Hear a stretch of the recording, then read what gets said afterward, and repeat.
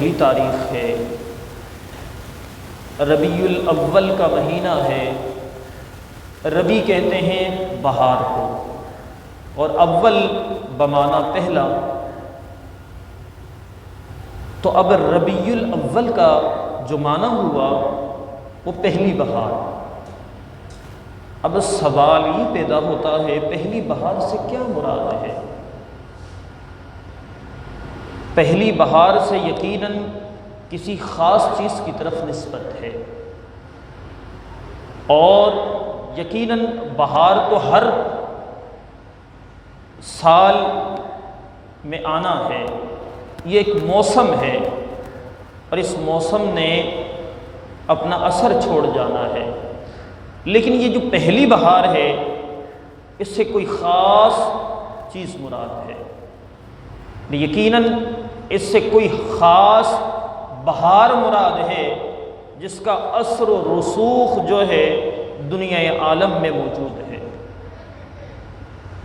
سامعین محترم، یقیناً اس سے مراد ہمارے اور آپ کے پیارے نبی کریم رؤوف الرحیم صلی اللہ تعالی علیہ وسلم کی ذات اطہر ہے۔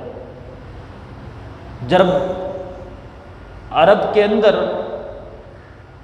ظلم و ستم اور تاریکی کا عالم تھا، جہاں نہ انسانوں کی قدر تھی نہ انسانیت کی قدر تھی، یہاں تک کہ انسانیت کے قدروں کو پامال کرنے میں انسانوں نے کوئی کمی نہیں چھوڑی تھی، اللہ نے بڑی عزت بخشی ہے۔ اللہ فرماتا ہے کہ ہم نے بنی آدم کو بڑی عزت دی، وَلَقَدْ كَرَّمْنَا بنی آدم، ہم نے ابن آدم کو بڑی عزتوں کے مسند پر بٹھایا۔ وجہ یہ ہے کہ اللہ پاک نے دیگر مخلوقات کی تخلیق اس انداز سے کی کہ انہیں فرمایا کن ہو جا فیکون، وہ ہو گئی۔ اچھا، علماء فرماتے ہیں اللہ اس کا بھی محتاج نہیں ہے، اللہ اس چیز کا محتاج بھی نہیں ہے کہ وہ کہے کن تو وہ ہو، اللہ اس کا بھی محتاج نہیں ہے۔ یہ تو اللہ نے اپنے بندوں کو سمجھانے کے لیے اس زاویے کا اظہار کیا، لیکن رب تعالیٰ تو علی کل شیء قدیر ہے، اللہ تو ہر چیز پر قادر ہے، اور اس کی قدرت نرالی ہے کہ بیٹا اظہار کرے تو ماں دیتی ہے۔ آپ یہ چیز تو محسوس کرتے ہیں کہ اگر چھوٹا بچہ ہو وہ روئے تو ماں سمجھتی ہے صرف کسی چیز کی طلب ہے، اگر بڑا ہو زبان سے کچھ بولے تو اس کو وہ چیز دے دی جاتی ہے۔ تو یقیناً یہ ایک محتاجی ہوئی اپنی ضرورت کو پوری کرنے کے لیے۔ اللہ اس سے پاک ہے، اللہ ہر عیب سے پاک ہے، ہر محتاجی سے پاک ہے، ہر عیب سے پاک ہے۔ تو رب تعالی کو یہ ضرورت ہی نہیں ہے کہ رب بولے ہو جا تو وہ چیز ہو جائے۔ اللہ نے تو اس سے کئی گنا ارفع و اعلیٰ ہے، ان تمام چیزوں سے رب تعالی پاک ہے۔ کیونکہ کچھ عقل کے گھوڑوں کو دوڑانے والوں نے پھر اس سے کچھ مثالیں لے لی کہ جب اللہ نے فرما دیا کہ اللہ ہر چیز پر قادر ہے تو معاذ اللہ ان کی سوچ اس قدر آگے تک پہنچ گئی کہ انہوں نے کہا پھر اللہ جو ہے ضرورت لازم ہے کہ اللہ جھوٹ پر بھی قادر ہو، کیونکہ جھوٹ بھی ایک فعل ہے نا، ایک کام ہے نا۔ تو جب اللہ ہر کام پر قدرت رکھتا ہے تو معاذ اللہ اللہ جھوٹ تو نہیں بولتا، لیکن جھوٹ پر قدرت رکھتا ہے۔ معاذ اللہ لوگوں نے رب تعالیٰ کی ذات کے اندر عیب تراشیاں شروع کر دی، اور یہاں تک کہ اپنے ایمان کو تباہ و برباد کر دیا۔ وہ رب جو سرے سے اس عیب سے نفرت فرماتا ہے اور اس عیب سے نفرت کا اظہار بھی کرتا ہے کہ لعنت اللہ علی الکاذبین، اللہ کی لعنت ہو جھوٹوں پر، تو اللہ اپنے ذات کے لیے کیسے اسے پسند فرما سکتا ہے؟ تو رب تعالیٰ تو ان تمام تر عیبوں سے پاک ہے. جھوٹ یقیناً ایک عیب ہے اور اللہ ہر عیب سے پاک ہے. تو اب جب اللہ نے ہر مخلوقوں کو اس انداز سے پیدا فرمایا، لیکن انسانوں کی تخلیق بڑی نرالی ہے. انسانوں کو رب تعالیٰ نے خلقت بیدیا، اللہ فرماتا ہے میں نے اپنے ہاتھوں سے تیری تخلیق کی ہے، میں نے اپنے ہاتھوں سے تیری تخلیق کی ہے. اللہ نے خود تخلیق فرمائی ہے. انسان رب تعالیٰ کی قدرت کا شاہکار ہے، اور رب نے تو اس کو اتنی عزت دی ہے، اتنے عزتوں کے مسند پہ اللہ نے اسے رکھا ہے کہ دیگر مخلوقوں میں اس مخلوق کی عزت افزائی بڑی نرالی ہے. انسان خود کو سمجھے تو صحیح، انسان اپنے ذات کے اندر غور و فکر تو کرے. اب حال یہ تھا کہ انسانوں نے اپنے تمام قدروں کو پامال کیا، انسانیت کا وقار کھو دیا، اور جناب رشتے ناطے ہر چیز ختم. اس وقت اس ترستی ہوئی انسانیت پر اللہ کو رحم آیا. رب تعالیٰ نے اپنے پیارے محبوب علیہ الصلاۃ والتسلیم کی بعثت فرمائی، اور وہی عرب معاشرہ جہاں بیٹیوں کو عیب سمجھا جاتا تھا، بیٹیوں کی پیدائش کو اپنے لیے انا سمجھتے تھے، عیب سمجھتے تھے، عار سمجھتے تھے، بے عزتی سمجھتے تھے، اور اسے پیدا ہوتے ہی زندہ درگور کر دیا کرتے تھے. ان بیٹیوں سے جینے کا حق چھین لیا گیا تھا. ان ماؤں کی کوئی عزت نہیں ہوتی تھی. جناب جہاں پر اگر عورت کا شوہر خاوند انتقال کر جائے تو اسے معاشرے میں جینے کا کوئی حق حاصل نہیں تھا، اس کو منحوس جانا جاتا تھا، اسے چار دیواری کے اندر رکھ کر گھوٹ گھوٹ کر مر جانا تھا، اور اس کی نحوست کی وجہ سے اسے دوبارہ سے کوئی شادی کرنے کے لیے رضامند نہیں ہوتا تھا. اور جس کی اولاد کو، یتیموں کو منحوس جانتے ہوئے اپنے اولادوں سے دور رکھتے تھے، ان کے حقوق کو سلب کر لیتے تھے، اس کے مال کو غصب کر لیتے تھے. اور جناب جب بات آتی لڑائیوں کی تو جناب خون ریزیوں کا ایسا بازار گرم تھا کہ نسلوں نسلوں تک ان کی لڑائیاں چلتی تھی، خاندانوں کو اجاڑ دیا جاتا تھا. کوئی دن ایسا نہیں تھا جہاں صف ماتم نہیں بچھتا ہو. جب عرب معاشرہ اپنے تمام تر قدروں کو پامال کر چکا تھا، اللہ نے اپنے پیارے محبوب کو مبعوث کیا. میرے نبی کی بعثت کے بعد وہی معاشرہ، اس معاشرے کے اندر ایک نئی فضا آ گئی، اور ان کے اندر جان آ گئی، اور ایک ایسی بہار آ گئی جو جناب اوج اور خزرج، یہ دو بڑے قبیلے تھے جو آپس میں خونی دشمن تھے، جناب دونوں آپس میں بھائی بھائی بن گئے. اور جہاں پر جناب غلاموں کے حقوق کو سلب کر لیا گیا تھا، انسان انسان کو بیچتا تھا، یہاں تک کہ جناب بیٹا بسر بازار جا کر اپنی ماں کو فروخت کر دیتا تھا. جہاں کوئی بچہ ملے اسے پکڑ کے، اسے جناب اغوا کر کے، اسے بڑے منہ مانگے داموں کے اندر اس کو فروخت کر دیا جاتا تھا. آج وہی معاشرہ تھا، اللہ نے اسے نواز دیا، اور اتنا نواز دیا کہ آج دنیا عالم کے اندر دیکھیں کہ نبی علیہ السلام کے غلام ہر جگہ بستے ہیں. نبی علیہ السلام کے ماننے والے حضور علیہ السلام کی غلامی کا دم بھرنے والے آج سو بسو موجود ہے، ہر طرف موجود ہے۔ یہ نبی علیہ الصلاۃ والتسلیم کی نظر رحمت ہے، حضور کی بعثت کی برکت ہے۔ تو یہ وہی پہلی بہار ہے جسے ربیع الاول کہا گیا، جس کی تاثیر اب تک باقی ہے، اور جناب یہ تا قیامت، تا صبح قیامت اس کی برکت اور اس کی رنگت، اس کی نکھار کو باقی رہنا ہے۔ سامعین محترم، ابتداءً جس آیت بینہ کی تلاوت کی گئی، اس کے اندر رب تعالیٰ نے فرمایا یا ایھا الناس، اے لوگو، قد جاءکم برہان من ربکم، تمہارے پاس رب کی دلیل آ گئی، رب کی دلیل آ گئی نبی علیہ السلام کی صورت میں۔ یعنی اللہ کی دلیل کون ہے، اللہ کی نشانی کون ہے؟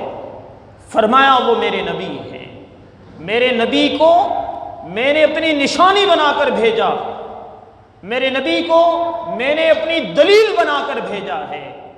اب کوئی کہے کہ جناب ہم ایمان لے آئے، رب ایک ہے، رب ایک ہے، وہی عبادت کے لائق ہے، اور اسی ہی کی بادشاہت ہے، اور اسی کی تخلیق کردہ ہم سب ہیں۔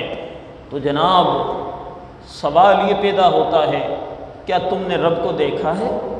کیا تمہیں معلوم ہے رب ایک ہے؟ رب کی تخلیق ہو تم، ساری بادشاہت رب کی ہے؟ تو جناب برملا کہیں گے ہم نے تو نہیں دیکھا، جس نبی پہ ایمان لائے ہیں اس نبی نے ضرور دیکھا ہے۔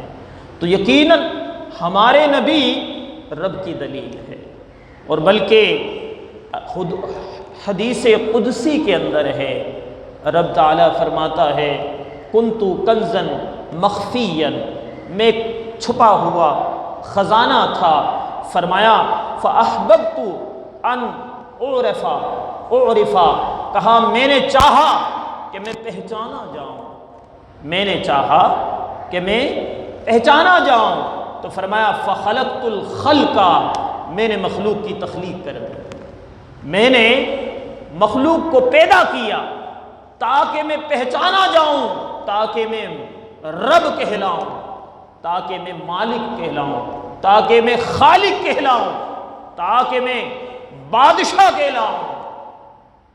تو جناب اب سوال یہ پیدا ہوتا ہے، رب کی معرفت مخلوق کے سبب ہوئی ہے، اور مخلوق کو پتہ کیسے چلا کہ اللہ ایک ہے؟ رب تعالیٰ نے ہماری تخلیق فرمائی ہے، یہ کیسے پتہ چلا؟ اور رب ہے، ہر جگہ موجود ہے، اس کا کیسے پتہ چلا؟ تو یقیناً کوئی شخصیت ہے، کوئی ذات ہے جس کی معرفت اور جس کی جو ہے یعنی استطاعت اور جس کی قدرت و اختیار رب کی عطا سے اتنی ہے کہ اس نے ہمیں اس چیز کا علم دے دیا، اس حوالے سے بتا دیا، اور رب کی نشانی بن کر تشریف لائے، اور یقیناً اپنے تو کیا غیروں نے بھی تسلیم کر لیا۔ تو سامعین ذی وقار، حدیث پاک کے اندر نبی علیہ السلام نے فرمایا کہ من عرف نفسہ فقد عرف ربہ، جس نے اپنے آپ کو پہچان لیا گویا اس نے رب کو پہچان لیا۔ تو ضرورت یہ ہے کہ ہم خود کو تو پہچانیں، ضرورت یہ ہے کہ ہم خود کو تو پہچانیں۔ جب ہم خود کو پہچان لیں گے تو پھر رب کو بھی پہچان لیں گے۔ کوئی تو ہے جس نے ہماری تخلیق کی ہے، جس نے ہمیں بنایا ہے، جس کے تخلیق کا شاہکار ہیں ہم، جو ہماری ضرورتیں پوری کر رہا ہے، جو جناب ہر آن ہر لمحہ ہماری حفاظت کر رہا ہے۔ تو یقیناً ہم کسی کے قدرت کے تحت ہیں، تو جب ہمیں یہ کمی محسوس ہوگی، ہم اس کی تلاش میں رہیں گے، پھر یہی تلاش ہمیں منزل تک لے جائے گی۔ سامعین ذی وقار، نبی علیہ الصلاۃ والتسلیم نے فرمایا کہ من رعانی فقد رعی الحق۔ اللہ کے نبی نے فرمایا جس نے مجھے دیکھ لیا گویا اس نے رب کو دیکھ لیا، جس نے مجھے دیکھ لیا اس نے رب کو دیکھ لیا۔ تو گویا پتہ چلا اللہ کے نبی رب کی دلیل ہے، اللہ کے نبی رب کی نشانی ہے۔ اور بلکہ آپ جب اس سے بھی واضح ہو جاتے ہیں نا، اس سے بھی اگر دنیاوی ایک چھوٹی سی مثال ہم لے لیں کہ اگر آپ کو لائٹ چاہیے ہوگی نا تو آپ کو مین کنیکشن سے لائٹ لے کر اپنے گھر تک پہنچانا ہوگا۔ اب مین لائٹ سے اگر مین کنیکشن سے آپ لائٹ لیں گے تو یقیناً آپ کے گھر تک لائٹ کی رسائی ممکن ہو سکتی ہے، اور جو لائٹ آئے گی تو یقیناً مین کنیکشن سے جو لائٹ آئے گی اس کے جو فوائد ثمرات ہوں گے وہ آپ کو مل جائیں گے، وہاں سے اس کو مل جائیں گے۔ لیکن بلا واسطہ آپ اگر چاہیں لائٹ آپ تک پہنچ جائے تو وہ ناممکن ہے، واسطہ تو آپ کو رکھنا ہوگا، اور وہ واسطہ تار کی صورت میں ہے۔ اگر آپ تار بچھائیں گے اور جناب اگر آپ ہائی ٹینشن سے لائٹ لینا چاہیں تو یہ نقصان دہ ہے، یقیناً پھر اس کے درمیان واسطہ چاہیے، اور واسطہ وہ سرکلنگ ہے جو آپ کے ہائی وولٹیج کو کم کر کے دے رہا ہے، وہ پی ایم ٹی کی صورت ہے، آپ کو فل لائٹ کو کم کر کے آپ کی ضرورت، آپ کی ریکوائرمنٹ آپ کی جتنی ہے آپ کو اس حساب سے وہ لائٹ فراہم کر رہا ہے۔ تو یہ بلا واسطہ کام نہیں ہے بلکہ بالواسطہ کام ہے۔ تو اسی طرح آپ جان لیجئے جب اللہ والوں کی نسبت جڑ جاتی ہے نا تو رب تعالیٰ ان میں بھی نکھار پیدا کر دیتا ہے۔ بلکہ اللہ والوں نے تو یہ بڑی اہل معرفت والوں نے بڑی خوبصورت بات کی کہ اللہ والے وہ ہیں جو اللہ سے ملا دیتے ہیں۔ اور علامہ رومی علیہ رحمہ نے، مولانا رومی علیہ رحمہ نے بڑی خوبصورت بات کی، کہا اللہ والے وہ ہیں جسے دیکھ کر اللہ یاد آ جائے، اللہ والے وہ ہیں جسے دیکھ کر اللہ یاد آ جائے، تو یقیناً پھر ان کے اندر وہ صلاحیت آ جاتی ہے، وہ رب کی دلیل بن جاتے ہیں، وہ رب کی دلیل بن جاتے ہیں۔ ان کا بولنا سبحان اللہ، ان کی گفتگو سبحان اللہ، ان کا چلنا سبحان اللہ، ان کا کھانا سبحان اللہ، ان کی ہر ادا میں اللہ کی تعریف و ثنا ہوتی ہے، اللہ کی تعریف ہوتی ہے، ان کے تذکرے ہوتے ہیں، وہاں بھی اللہ کی تعریف ہوتی ہے۔ تو یہ وہ شخصیات ہیں جنہوں نے اپنی زندگی اللہ کے ذات کے اندر فنا کر دی۔ تو یہ جب اعلیٰ مرتبے کو پہنچ جاتے ہیں تو پھر انہیں ولی کہا جاتا ہے۔ ولی کہتے ہیں دوست کو۔ تو یقیناً جب اللہ سے ان کی دوستی ہو جاتی ہے تو یہ بڑے نرالے ہی لوگ ہوتے ہیں۔ بات چل رہی تھی نبی علیہ الصلاۃ والتسلیم کے ذات اطہر کی کہ اللہ رب العزت نے فرمایا اے لوگو، تحقیق ہم نے اپنے نبی کو جو ہے برہان من ربکم، میرے نبی تمہارے درمیان میری دلیل بن کر آئے، اور فرمایا وانزلنا الیکم نورا مبینا، اور دلیل بھی کیسی واضح دلیل ہے، بالکل واضح دلیل ہے جس کے اندر جو ہے جناب کوئی پیچیدگی نہیں ہے، کھلی اور واضح دلیل ہے۔ حضور کی ہر ادا رب کی دلیل ہے، حضور کی گفتگو، حضور کا اٹھنا، حضور کا چلنا، حضور کا بولنا، حضور کا آرام فرمانا، حضور کا کھانا، حضور کے تمام تر زندگی کے معمولات اللہ کی دلیل ہے، اللہ کی نشانی ہے۔ اور اللہ فرماتا ہے مَن يُعَظِّمْ شَعَائِرَ اللَّهِ فَإِنَّهَا مِن تَقْوَى الْقُلُوبِ، کہا جو اللہ کے نشانیوں کی تعظیم کرتے ہیں اللہ انہی کے دلوں کو تقوی کے لیے چن لیتا ہے۔ تو پتہ چلا حضور سے محبت بھی انہیں ملتی ہے جن کا دل صاف ہے۔ تقوی کا تعلق دل سے ہوتا ہے، دل کی صفائی نفاست سے۔ پھر اس کا مطلب پتہ چلا کہ ہر دعوے دار عاشق رسول نہیں ہے، ہر دعوے دار حضور کا غلام نہیں ہے، بلکہ غلامی اسے ہی ملتی ہے جس کا دل صاف ہو، جو نفیس دل ہو۔ بلکہ آپ تو اس سے بڑھ کر بات سن لیں کہ اللہ کے نبی نے فرمایا کہ لا یسعنی ارضی ولا فی السماء ولکن یسعنی فی قلب عبد المؤمن۔ اللہ فرماتا ہے کہ اللہ نہ زمین میں سماتا ہے نہ آسمان میں سماتا ہے، اگر وہ سماتا ہے تو بندہ مومن کے دل میں سماتا ہے۔ تو یقیناً بندہ مومن کا دل جو ہے وہ خانہ خدا ہے، اللہ کا گھر ہے، لیکن گھر جب صاف ہوگا تبھی تو رب کی یاد اس میں بسے گی نا۔ دل جب صاف ہوگا تبھی تو تلاوت قرآن سے، اللہ کی یاد سے، ذکر و فکر سے وہ دل آباد رہے گا، وگرنہ یہ دل تو مردہ ہے، ورنہ یہ تو دل مردہ ہے۔ میرے امام نے فرمایا دل ہے وہ دل جو تیری یاد سے معمور رہا، دل ہے وہ دل۔ کہا دل تو بہت ہیں لیکن ان دلوں کی کوئی حیثیت نہیں ہے، کہا صرف دل وہی دل ہے دھڑکنے والا، دل وہی دل ہے دھڑکنے والا۔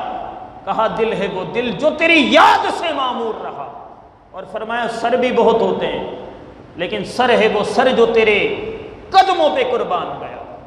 کہا سر بھی بہت ہیں لیکن ان سروں کی بھی کوئی حیثیت نہیں، اصل سر تو وہی ہیں جو عزت رسول پر قربان ہو جائے، جو حضور کے عزت و آبرو پہ قربان ہو جائے، جو حضور کے حکم پہ قربان ہو جائے، جنہوں نے اپنی ہنسی جانوں کا نذرانہ پیش کیا، یقیناً وہ لازوال اور لاجواب لوگ تھے جن کے لیے اللہ پاک نے فرمایا رضی اللہ عنہ ورضوا عنہ، اللہ ان سے راضی ہے اور وہ اللہ سے بھی راضی ہے۔ وہ صحابہ کرام علیہ السلام کی ذات اطہر ہے کہ انہوں نے اپنے ہنسی جانوں کو اپنے نبی کی عزت و آبرو، اپنے نبی کے حکم پر نچھاور کر دیا، انہوں نے تو اپنی ہنسی جانوں کو قربان کر دیا۔ آج ہم اپنے نبی سے محبت اور غلامی کا دم بھرتے ہیں، دعویٰ کرتے ہیں، لیکن ہم سے تو ظاہری اسباب بھی پورے نہیں ہوتے، ہم تو اپنے ظاہر کو بھی نہ سنوار سکے، ہم تو اپنے ظاہر کو بھی نکھار نہیں دے سکے کہ کوئی جب ہماری ظاہری وضاقتہ کو دیکھے تو بولے یہ حضور کا غلام جا رہا ہے، یہ حضور کا امتی جا رہا ہے۔ آج تو حالت و کیفیت یہ ہوتی ہے کہ ہمیں باور کرنا پڑتا ہے، ہمیں بتانا ہوتا ہے، ہمیں تسلی بخش طور پر انہیں یہ صفائی دینی پڑتی ہے کہ جناب ہم غلام بھی ہیں، ہم نبی کی امت بھی ہیں۔ لیکن کچھ وہ لوگ بھی تھے جنہوں نے اپنی جناب عزتوں سے، اپنے کردار سے، اپنے اخلاق سے، اپنے اطوار سے یہ باور کروا دیا کہ یقیناً وہ حضور کی امتی ہے، یقیناً وہ حضور کے غلام ہے۔ سامعین ذی وقار، میرے نبی کی ادائیں بڑی نرالی ہیں، میرے نبی جیسا کوئی نبی نہیں۔ اللہ نے ہر نبیوں کو بھیجا، ہر نبی آئے معجزات لے کر آئے، ہر نبی معجزات لے کر آئے، حضرت آدم سے لے کر حضرت عیسیٰ تک تمام انبیاء آئے، معجزات لے کر آئے، لیکن قربان جائیں اللہ نے ہمارے آقا و مولا کو سراپا معجزہ بنا کر بھیجا، سر کے بال سے پیر کے ناخن تک میرے نبی سراپا معجزہ ہے۔ میرے نبی کی ہر ادا نرالی ہے، میرے نبی کو رب نے تمام نبیوں سے اعلیٰ و عرفہ رب تعالیٰ نے مقام، مرتبہ، رفعت، عزت عطا فرمائی ہے کہ میرے امام بول اٹھے کہ سب سے اولیٰ و اعلیٰ ہمارا نبی، سب سے بالا و اعلیٰ ہمارا نبی، خلق سے اولیاء، اولیاء سے رسول اور رسولوں سے اعلیٰ ہمارا نبی۔ جس کے تلووں کا دھوبن ہے آب حیات ہے وہ جان مسیحا ہمارا نبی۔ یقیناً رب تعالی نے ہمارے آقا و مولا کو تمام تر عزتیں رفعتیں عطا کی ہیں جو سب سے نرالی ہیں، بلکہ حد کر دی جس نے کہہ دیا کہ بلغ العلا بکمالہ، آپ کا جو کمال ہی کمال ہے، بلغ العلا بکمالہ، اور کشف الدجی بجمالہ، آپ کا جمال سب جمالوں سے اعلیٰ ہے، آپ کا کمال تمام کمالات سے اعلیٰ ہے۔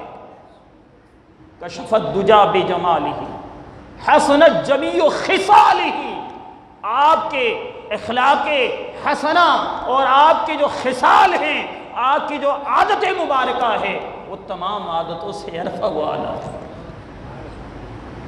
تو کہا پڑھو نہ صلو علیہ وآلہ، کہا یہ وہی تو ذات ہے جس پر درود و سلام بھیجے ہیں۔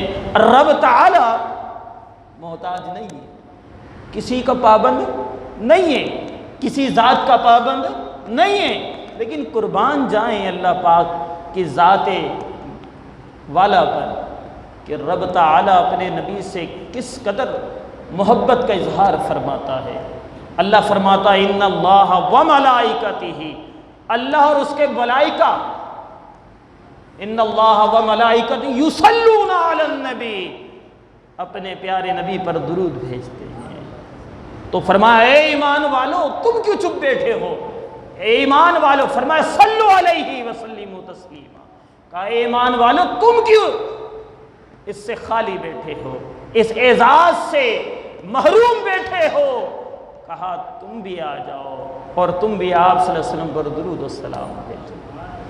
یار نبی علیہ السلام کی ادا اتنی نرالی ہے کہ بندہ اگر اس کو اپنا لینا تو یقین مانے اتنی رحمتوں کا نزول ہو سکتا ہے کہ بندہ سوچ ہی نہیں سکتا۔ امام الانبیاء نے فرمایا کہ بندہ اگر، میری امت اگر نماز جمعہ کے لیے امامہ پہن کر آئے، امامے سے مراد یہ نہیں ہے کہ جناب ایک بس چادر گھما لیا، نہیں، امامے سے مراد یہ ہے جو اس کے شرائط و ضوابط ہیں وہ کہ ٹوپی ہو، کم سے کم 3.5 گز کا امامہ ہو، کپڑا اس میں پھر لپیٹ لیا جائے۔ تو فرمایا کہ جو نماز جمعہ کے لیے امامہ پہن کر آئے، فرمایا میرے محبوب فرشتے اس پر درود پڑھتے ہیں۔ قربان جائیں، نبی کی ادا اپنا کر تو دیکھو کہ اگر تم میرے نبی کی ادا اپنا کر آؤ گے فرشتے تم پر درود بھیجیں گے۔ اس سے بڑی نرالی بات اور کیا ہو سکتی ہے؟ علامہ رومی علیہ رحمہ، مولانا روم لکھتے ہیں کہ حضرت موسیٰ علیہ السلام کے دور میں ایک نقال تھا، یعنی نقل کرنے والا۔ وہ نقل کیا کرتا تھا؟ حضرت موسیٰ علیہ السلام کی نقل اتارتا تھا وہ۔ اب وہ کیا کرتا تھا؟ بڑا لباس پہنتا تھا حضرت موسیٰ علیہ السلام کی طرف، لاٹھی رکھتا تھا اور مزاج میں بڑی سختی رکھتا تھا۔ اب جناب ہوا یہ کہ جب حضرت موسیٰ علیہ السلام کے قوم کا غلبہ ہوا تو قوم والوں نے اس نقال کو اپنی بستی سے نکال دیا کہ تو ہمارے نبی کی نقل اتارتا ہے، اس کو نکال دیا۔ حضرت موسیٰ علیہ السلام ایک مرتبہ کوہ طور تشریف لے کے گئے۔ اللہ کا کرنا دیکھیے، اللہ پاک نے حضرت موسیٰ علیہ السلام سے فرمایا اے موسیٰ، فلاں درخت کے نیچے میرا ایک دوست وصال کر گیا ہے، تو جاؤ اور جا کر اسے کفن دفن کا اہتمام کرو اور اس کی نماز ادا کرو۔ حضرت موسیٰ علیہ السلام رب تعالیٰ کا حکم لے کر گئے قوم کے ساتھ۔ جانے کے بعد آپ نے دیکھا وہی نقل اتارنے والا نقال ہے، جبہ، وضاقتہ، لاٹھی، عصا، سارا۔ آپ نے رب تعالیٰ کا حکم تھا اور تجسس کا عالم تھا، رب کہہ رہا ہے کہ میرا دوست ہے، رب کہہ رہا ہے میرا دوست ہے۔ اب ہوا یہ کہ جناب ان کو جو ہے نا کفن دفن تدفین اسی کے مطابق، اسی دور کے مطابق دے کر فراغت کے بعد جو ہے اللہ کے حضور حاضر ہوئے، عرض کرنے لگے مالک یہ تو نقالی کرنے والا شخص تھا، مالک اسے اتنا بڑا اعزاز کیسے مل گیا؟ اللہ پاک نے فرمایا اے موسیٰ بندہ تو گناہگار تھا، بندہ تو گناہگار تھا، لیکن کہا اے موسیٰ جب وہ تمہاری نقل کر کے آتا تھا نا وہ بندہ مجھے بڑا پیارا لگتا تھا، کہا بوقت وصال اس کو میں نے توبہ کی توفیق عطا کر دی، وہ توبہ کرتا گیا، اللہ نے اسے نواز دی۔ علامہ رومی علیہ رحمہ فرماتے ہیں یار دیکھو ایک نبی کی نقل کرنے والا اسے اللہ اتنا رتبہ دے سکتا ہے، آج ہم وضع قطع کے اعتبار سے دیکھیں یار ہم کس کی طرف جا رہے ہیں، ہم اپنے وضع قطع کو دیکھیں، ہم کس روش کی طرف چل رہے ہیں؟ کیا ہم اس قابل ہیں کہ ہم رب کے حضور حاضر ہو جائیں، نبی رحمت کے سامنے پیش ہو سکے؟ یقیناً ہمیں غور کرنا ہوگا، اور غور کرنے کا مقام ہے ہمارے لیے کہ ہم نے کن لوگوں کی روش کو اپنا رکھا ہے۔ آپ دیکھیے نا حضرات صحابہ کرام علیہم الرضوان کا مزاج دیکھیے، حضرت انس بن مالک کے بارے میں آتا ہے، حضرت انس بن مالک سے روایت ہے، آپ فرماتے ہیں کہ مجھے جو ہے نا کدو شریف سے بڑی اکتاہٹ تھی، اور جو ہے نا جب بھی میری زوجہ جو ہے کدو شریف پکاتی نا تو میں بڑی تنگدلی سے اور بڑی جو ہے نا وہ یعنی تلخی سے پیش آتا، کیونکہ مجھے اس سے بڑی اکتاہٹ سی ہوتی تھی۔ ایک مرتبہ نبی علیہ السلام کو ایک درزی نے کھانے کی دعوت دی، قربان جائیں میرے آقا و مولا کو لوگ صحابہ کرام بلاتے تھے حصول برکت کے لیے، حصول برکت کے لیے۔ کبھی ایسا ہوتا تھا میرے نبی کو بلاتے تھے اس لیے کسی صحابی نے بلایا یا رسول اللہ آپ میرے گھر تشریف لے آئیے، کہا کیوں یا رسول اللہ میں چاہتا ہوں کہ میں نماز کے لیے کسی جگہ کا تعین کروں، نماز کے لیے کسی جگہ کا تعین کروں۔ دیکھیں اللہ پاک نے کلام مقدسہ میں بھی فرمایا وَاتَّخَذُوا مقام ابراہیم مصلی، حضرت ابراہیم کے قدم جہاں لگے ہیں نا اس کو مصلی بنانے کے لیے کہا، اور اسی کو مصلی بنایا گیا، یعنی ایک نبی کے تلوے قدم کے جو لگے ہیں اللہ نے اسے بابرکت بنا دیا اور اس کو مصلی کی جگہ بنا دی، پیشانی ٹکانے کی جگہ بنا دی۔ اب اندازہ لگائیے امام الانبیاء ہوں اور امام الانبیاء کے قدم مبارک کہیں لگ جائے تو پھر میرے امام نے فرمایا جس کے تلووں کا دھون ہے آب حیات، کہا تم ویسے کہتے ہو لیکن میرے نبی کا جو تلوہ اگر کسی زمین کے ذرے کو لگ جائے، اگر وہ زمین کے ذرے کو لے کر آپ اس کو استعمال کر لیں، کہا میرا ایمان ہے تمہیں موت نہیں آئے گی، تمہیں بیماری چھو نہیں سکتی، تمہیں ہمیشہ ہمیشہ کی زندگی مل جائے۔ جس کے تلووں کا دھون ہے آب حیات، ہے وہ جان مسیحا ہمارا نبی۔ تو آپ صلی اللہ علیہ وسلم کو بلایا گیا، اللہ کے نبی تشریف لے کر گئے، اس صحابی کے گھر میں جا کر آپ نے 2 رکعت نماز نفل کی ادا کی، اور اس صحابی نے زندگی بھر کے لیے اسے اپنے لیے مصلی بنا لیا۔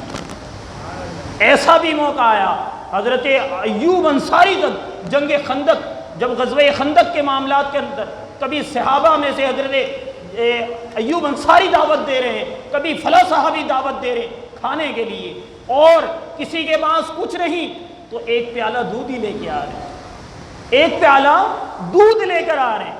آپ دیکھیے نا حضرت موسیٰ علیہ السلام کو، حضرت موسیٰ علیہ السلام نے اپنی لاٹھی ماری ایک پتھر پہ، فانفجرت 12 ہاں اس میں سے 12 نہر جاری ہو گئے۔ اب پتھر سے نہر نکلنا یہ نیچرلی چیز ہے، پتھر سے نہر نکلنا نیچرلی چیز ہے۔ قربان جائیں میرے نبی نے اس دودھ کے تمام صحابہ کو بلا لیا۔ میرے نبی نے جیسے ہی دست شفا ڈھالا انگلیوں سے نہر بہنے لگ گئے اور تمام صحابہ جی بھر کے سیراب ہو گئے، اور پھر بھی دودھ کا ایک قطرہ بھی ختم نہیں۔ یہ مزاج بھی رہا۔ تو جناب ایک درزی نے امام الانبیاء کو دعوت دے دی، امام الانبیاء تشریف لے کے گئے، حضرت انس بن مالک بھی ساتھ گئے۔ حضرت انس بن مالک کہتے ہیں میں نے دیکھا حضور کو کہ وہ اس صحابی نے گوشت اور کدو شریف کو ملا کر پکایا تھا۔ امام الانبیاء نے گوشت کو ایک ایک طرف کر دیا، کدو کو بڑے شوق سے، بڑے اطمینان سے، بڑے خوشی سے تناول فرما رہے ہیں۔ اس کے بعد حالت یہ تھی میں گھر گیا، جب میں گھر گیا تو مجھے کدو شریف کے پکنے کی خوشبو آئی۔ میری خوشی کا جو ہے اس دن میں بیان نہیں کر سکتا، اور اس دن سے مجھے کدو شریف سے اتنی محبت ہو گئی، کدو کھائے بغیر رہا نہیں جاتا، کدو شریف تناول کیے رہا نہیں جاتا، کیونکہ میرے نبی نے اس سے محبت کا اظہار فرمایا ہے۔ تو بھائی محبت کرنے والوں کا انداز تو یہ ہے کہ فرمایا جب کسی شخص کو کسی چیز سے محبت ہو جاتی ہے تو کثرت سے اس کا ذکر کرتا ہے۔ تو سوال آپ اپنے آپ سے کریں، خود سے کریں، ہمیں کس سے سب سے زیادہ محبت ہے؟ یقیناً ہمارے دل سے آواز آئے گی کہ ہمیں اب سب سے زیادہ اپنے نبی سے محبت ہے، اپنے آقا و مولا سے محبت ہے، کیونکہ دنیا بنی ہے ان کے سبب، یہ دنیا کی رانائی انہی کے سبب ہے، اور اللہ خود فرما رہا ہے کہ اللہ اس قوم کو عذاب میں مبتلا کرتا بسبب اس کے کہ محبوب آپ جو موجود ہیں، ورنہ اللہ اس قوم کے برائیوں کے سبب کب کیسے عذاب میں مبتلا کر دے گا۔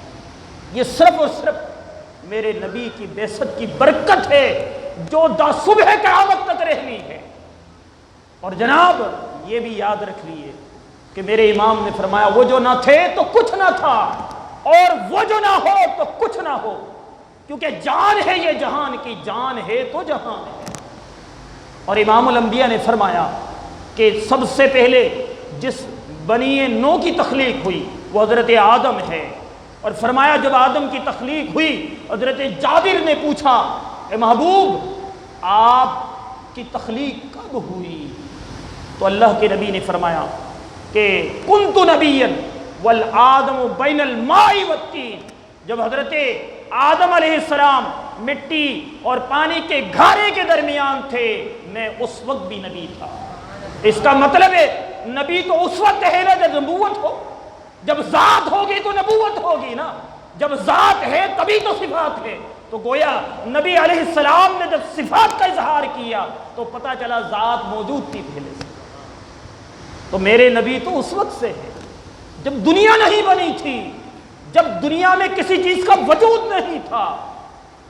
تو یہ سب رعنائیاں میرے نبی کے سبب۔ تو یاد رکھو اللہ نے اس دنیا کو میرے نبی کے سبب سجایا، یہ دنیا نبی علیہ السلام کے سبب ہے، اور اس دنیا سے جاؤ گے نا قبر میں بھی نبی علیہ السلام سے ملنا ہے، نبی علیہ السلام سے ملنا ہے۔ تو نبی علیہ السلام کے بارے میں پوچھا جائے گا، شخص کے بارے میں کیا کہتے تھے؟ پہچان اس وقت نصیب ہوگی جب نبی کی غلامی ہوگی، جب نبی کی غلامی کا سند ہوگا، اور جب نبی کے تذکرے سن کر دل کھل جاتے ہوں گے۔ نبی کے تذکرے سن کر دل مرجا جانے والوں کے لیے نہیں ہے یہ، اور جن کے دلوں کے اندر حضور کی محبت سے رونائیاں برسنے لگے، جن کے دل روشن ہو جائیں تو یقیناً ان کے قبر کو بھی روشنیوں سے بھر دیا جائے، اور صرف قبر نہیں پھر حشر میں بھی حضور کا سامنا کرنا پڑے گا۔ اللہ کے نبی نے فرمایا صحابہ بیٹھے ہوئے تھے، صحابہ نے انبیاء کرام علیہ السلام کا تذکرہ کیا، کسی نے حضرت موسیٰ کا، کسی نے حضرت عیسیٰ، کسی نے حضرت ابراہیم، کسی نے ذبیح اللہ کا، اللہ کے نبی نے فرمایا وانا حبیب اللہ، میں اللہ کا محبوب ہوں، ولا فخر، مجھے کوئی فخر نہیں ہے اس پر، اور کہا میں ہی ہوں جو سب سے پہلے شفاعت کرنے والا، جنت کے دروازے کو کھولنے والا، اللہ کے حضور سجدہ کرنے والا، اللہ مجھے ہی عزت عطا فرمائے گا، تو مجھے اس پر کوئی فخر نہیں ہے۔ تو یقیناً عزیز و دوستو، کوئی ایسی ذات تو چاہیے نا جو ہمیں دنیا میں بھی کام آئے، آخرت میں بھی کام آئے، صف محشر میں بھی کام آئے، روز محشر میں بھی کام آئے، ہر آن کام آئے، تو یقیناً وہ صرف اور صرف ہمارے آقا و مولا نبی علیہ الصلوۃ والتسلیم کی ذات مبارکہ ہے۔ تو ہم کیوں نہ کہیں کہ غلاموں سلاموں کہ نغمے سناؤ کہ دنیا میں خیر الورا آ گئے ہیں، اور یہ کون آیا اڑے کرم کا دوشالا، میری لاجوالا میری لاجوالا، اور اسی بات نے عاصیوں کو گناہ گاروں کو سنبھالا کہ شہنشاہ ارض و سما آ گئے ہیں۔ وما علینا الا البلاغ المبین۔